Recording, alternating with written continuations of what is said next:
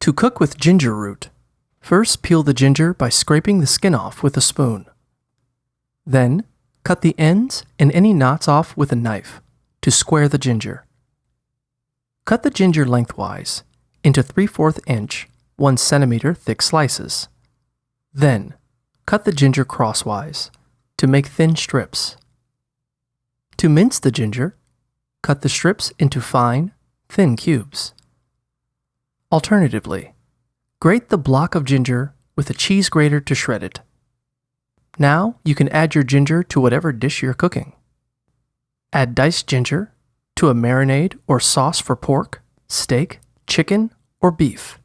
Add shredded ginger to soup while it cooks to give it a little spice and flavor.